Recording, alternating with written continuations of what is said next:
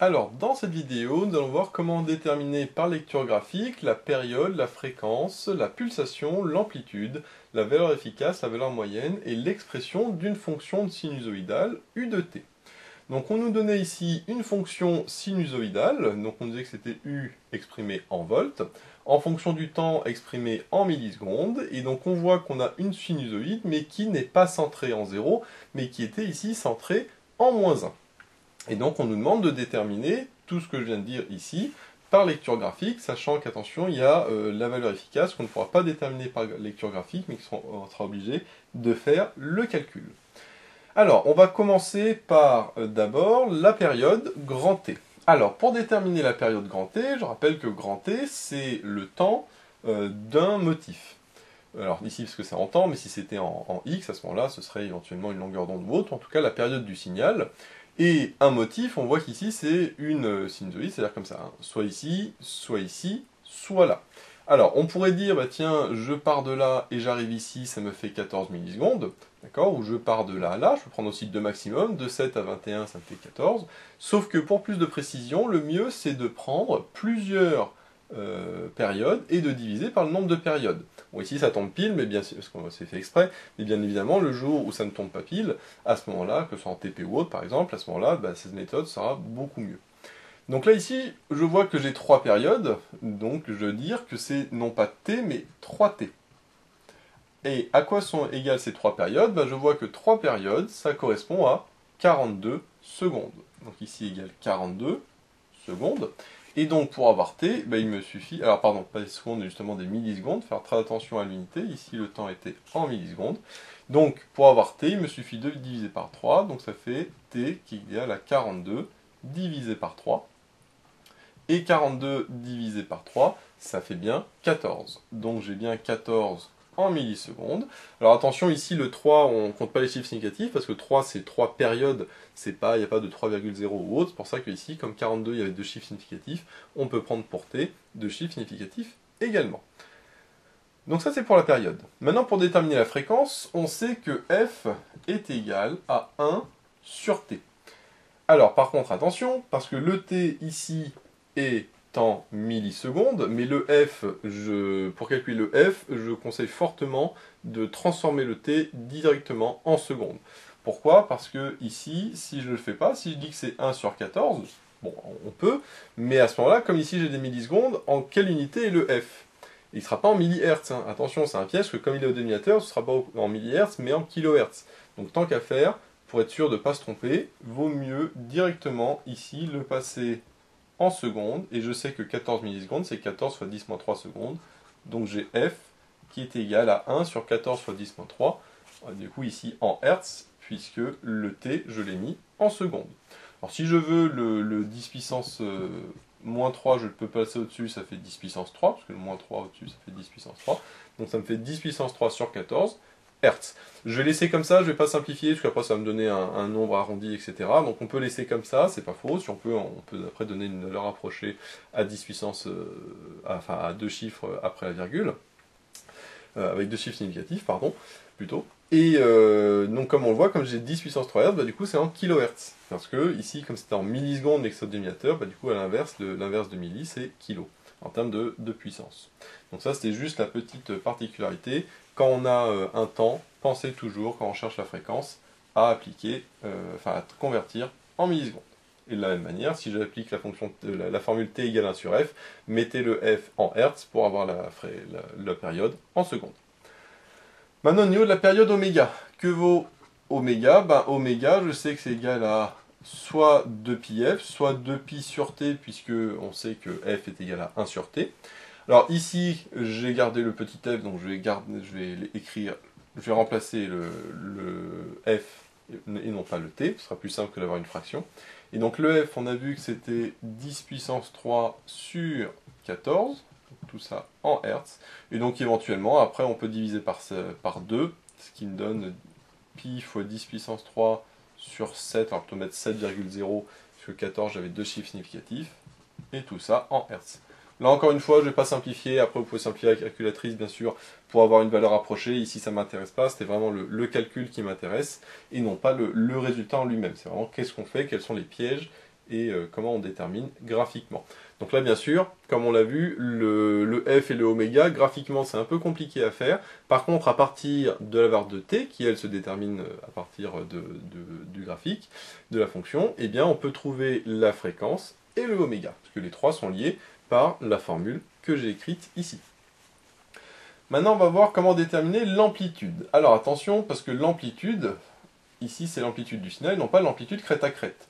Ce qu'on appelle l'amplitude crête à crête, c'est la distance entre le plus petit, enfin entre le minimum et le maximum, c'est-à-dire de -7 à 15, donc à ce moment-là, qui ferait 12.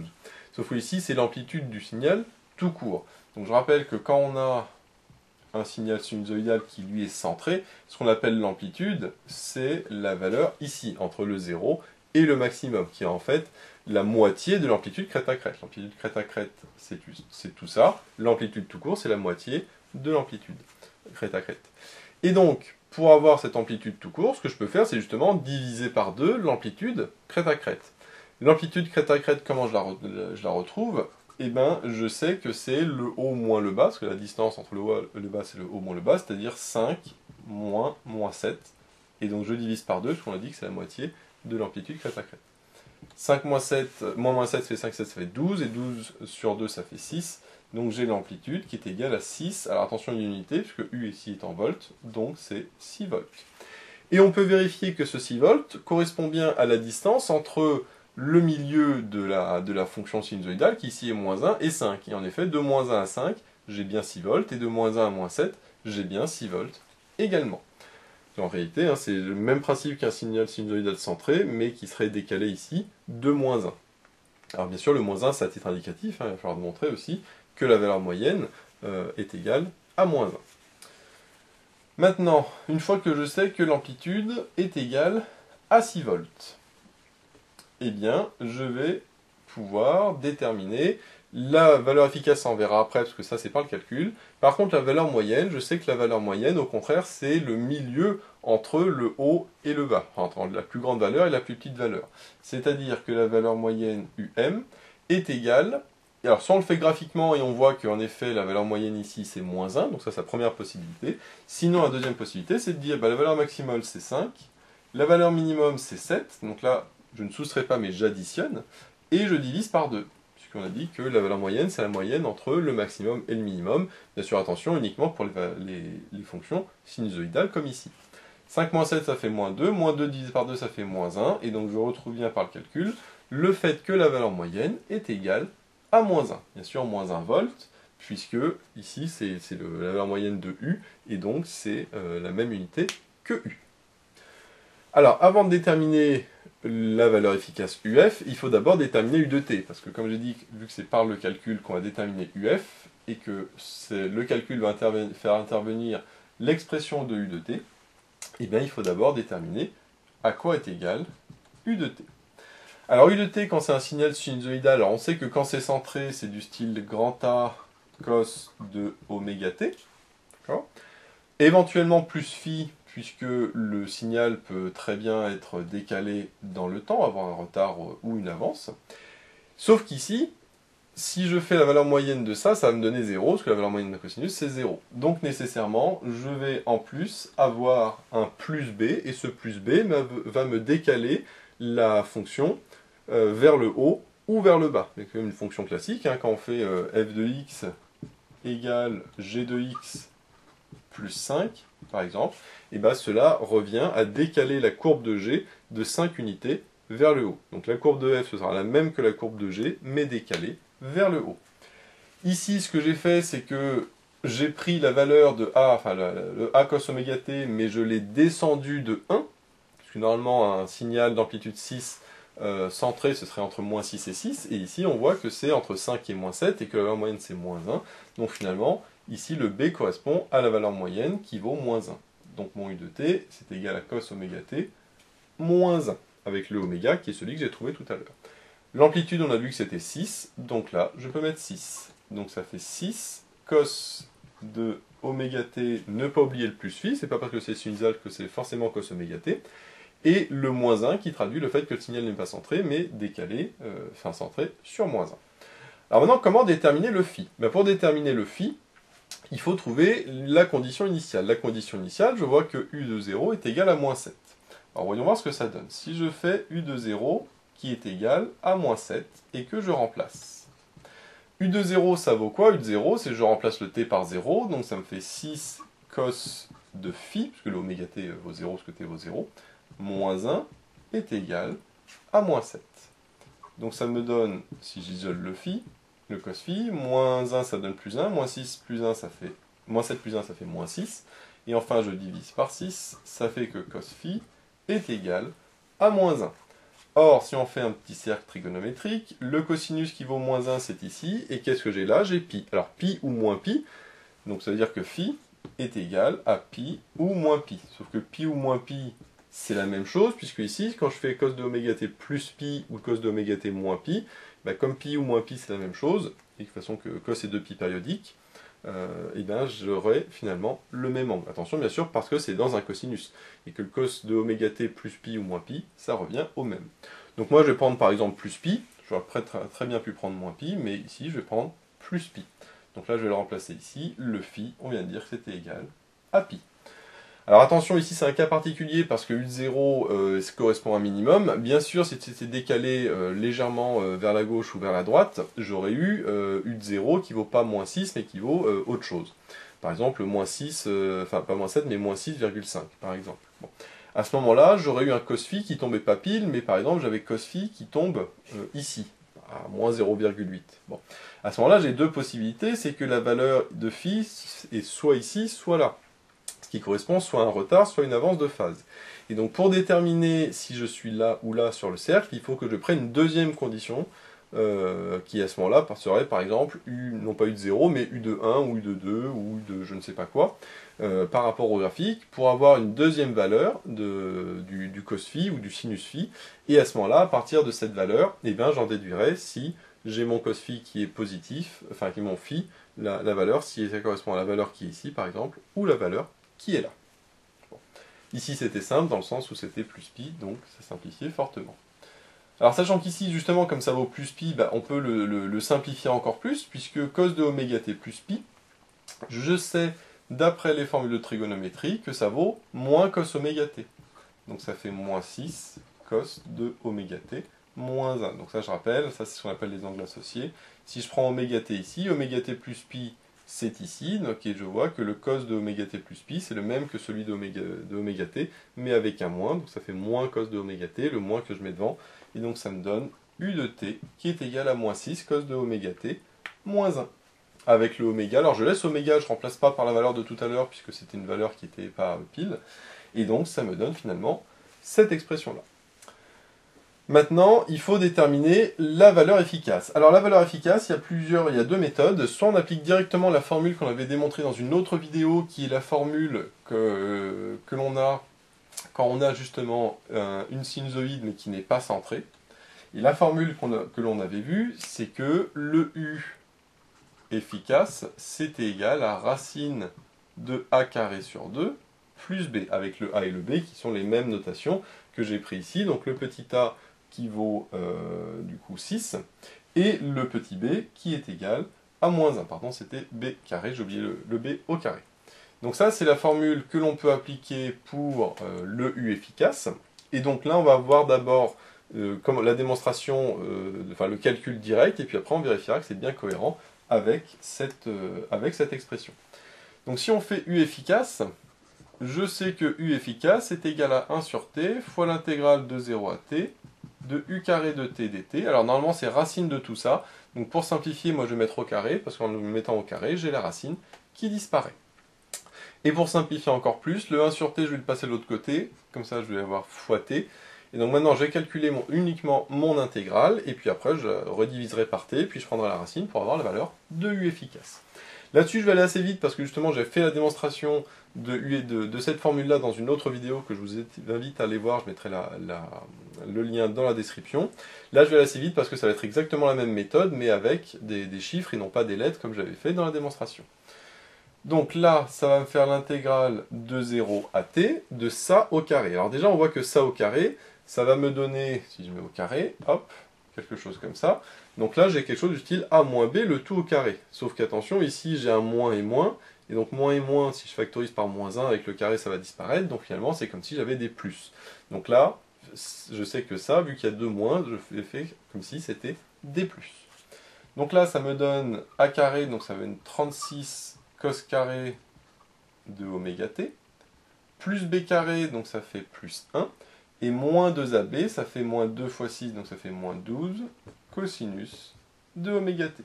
Et ici, je rajoute le dt. Maintenant, j'ai ici, je vais pouvoir séparer en trois intégrales. Le 36, je vais pouvoir le mettre devant. Donc ça me fait 36 fois l'intégrale de cos carré oméga t. Cos carré oméga t, je ne sais pas faire la primitive. Par contre, je sais que j'ai cos de 2a qui est égal à 2 cos carré a moins 1. Donc le mon cos carré, c'est ce que je cherche. Donc le moins 1, je le passe de l'autre côté, ça fait plus 1. Et enfin ici, le 2, je le divise. Hop, ça fait sur 2. Donc cos carré a, ça fait 1 plus cos de 2a sur 2. Donc ici, je sais ce que je vais mettre, mais en remplaçant le petit a par oméga t. Le sur 2, je le sors tout de suite de l'intégrale, comme ça c'est fait. Et donc dans mon intégrale, il me reste 1 plus cos de 2 oméga t, puisque le petit a vaut oméga t. Et donc tout ça, dt.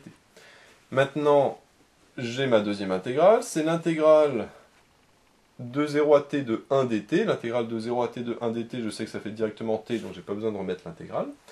Et ensuite, j'ai moins 12 fois l'intégrale de 0 à t de cos oméga t, et ça, je sais que ça fait 0, je ne vais pas l'écrire, parce que je sais que ça revient un petit peu à faire la valeur moyenne d'un cosinus centré sur sa période, et je sais que sur une période, un cosinus qui est centré en 0, sur 0, lui, a une valeur moyenne qui est nulle. Donc cette formule, je sais directement que ça vaut 0, je vous invite à faire la démonstration si vous voulez, c'est pas compliqué, hein. Enfin, vous refaites la primitive, et vous retombez sur 0.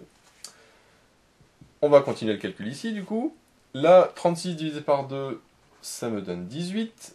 Donc après, ici, si je fais la primitive, donc par rapport à petit t, la primitive de 1, c'est petit t. La primitive de cos de 2 oméga t, c'est sinus de 2 oméga t sur 2 oméga. Attention, c'est une primitive composée, puisque ici, la dérivée de 2 oméga t, c'est 2 oméga. Donc il faut que je divise par 2 oméga. Et entre 0 et grand t. Ensuite, je vais continuer, j'ai toujours mon 18. Ici, si je calcule, qu'est-ce que ça me donne? Ici, le t, enfin je remplace le t par grand t et le t par 0. Quand je remplace le t par grand... Alors, il ne faut pas oublier le plus grand t aussi, hein, ici, pardon. Quand je remplace le t par grand t, ça me donne grand t. Si je remplace ici le t, ça me donne sinus de 2 oméga t, mais attention, on a vu que oméga est égal à 2pi sur t. C'est-à-dire que oméga fois grand t est égal à 2pi. Donc quand je vais remplacer le t par grand t, j'aurai 2 oméga t, et 2 oméga t, ça fait du coup non plus 2pi, mais 4pi. Et sinus de 4pi, ça fait 0, puisque 4pi, c'est comme 0, sur le cercle trigonométrique, et sinus de 0, ça fait 0. Donc finalement, le sinus de 2 oméga t, en grand t, ça vaut 0. Maintenant, quand le t vaut 0, et bien là, ça fait 0, et là, ça fait sinus de 0, ça fait 0. Donc finalement, et ben, tout vaut 0, il n'y a que quand le grand t vaut t, enfin quand petit t vaut grand t, que là j'ai ici grand t, mais sinon je n'ai rien d'autre. Donc finalement ça me fait 18 grand t. Donc là j'ai 18 grand t, et enfin plus grand t, et 18t plus t, ça me fait 19t. Donc si je reprends depuis le début, ici, je vais juste effacer là, j'ai t fois uf au carré qui est égal à 19t. Et donc les t maintenant je simplifie, donc là je peux enlever le t ici et là, parce que le t est non nul. Et donc j'ai u efficace qui est égal à racine de 19. Alors c'est forcément racine de 19 et pas moins racine de 19, puisqu'on a vu que u efficace se définit par une racine, et donc forcément c'est la racine et non pas moins la racine. Évidemment, on peut rajouter l'unité, c'est en volts, puisque c'est u et le u était en volts, donc voilà l'expression que je trouve pour u efficace. Maintenant, on peut vérifier quand même que l'expression générale qu'on avait démontrée dans une autre vidéo est bien vérifiée. Ce qu'on a vu, c'est que U efficace est racine de A carré sur 2 plus B carré, grand A c'est l'amplitude, et B la valeur moyenne. Si je remplace dans l'expression, le grand A, on a vu que c'était 6, l'amplitude c'est 6, donc 6 au carré, ça fait 36, divisé par 2. Le B, on a vu qu'il valait moins 1, donc B au carré, lui, ça fait 1. Et donc 36 sur 2, ça fait 18, et 18 plus 1, ça fait 19, donc ça fait racine de 19, et donc c'est bon, je retrouve bien le même résultat, bien évidemment, puisque ça c'était la formule générale, et ça en fait j'ai refait la démonstration, hein, grosso modo, mais dans le cas particulier où A vaut 6 et le B vaut moins 1, mais c'est exactement le même principe. Après, du coup, on a vu, hein, ça revient à un calcul d'intégrale, et après un petit peu de trigonométrie pour transformer, mais au final ça revient à un simple calcul d'intégrale. Et ça, ce racine de 19, typiquement, on ne peut pas le retrouver sur la courbe, puisque c'est un petit peu compliqué, parce que tout va dépendre du type de fonction, etc. Sachant, attention, à ne surtout pas dire que U efficace est égal à U max sur racine de 2. Ça, c'est la formule que vous devez connaître par cœur pour les sinusoïdes, mais attention, centrée en 0, c'est-à-dire quand la valeur moyenne vaut 0. Ce qui ici n'est pas du tout le cas, puisque justement, j'ai une sinusoïde centrée en moins 1. Donc si vous dites ça, bah c'est faux, on le voit, parce qu'en plus c'est racine de 19, donc là si on utilise cette formule-là, U max c'est 5, donc ça ferait 5 sur racine de 2, et ben on voit que 5 sur racine de 2 n'est pas égal à racine de 19, donc ça veut bien dire que quand on a une sinusoïde qui n'est pas centrée sur 0 comme ici, il faut bien penser à utiliser cette formule-là, et non pas cette formule-là. Ou alors, vous pouvez bien sûr refaire la démonstration comme j'ai fait ici, ça marche très bien, c'est évidemment un petit peu plus long, mais au moins on est sûr de ne pas se tromper.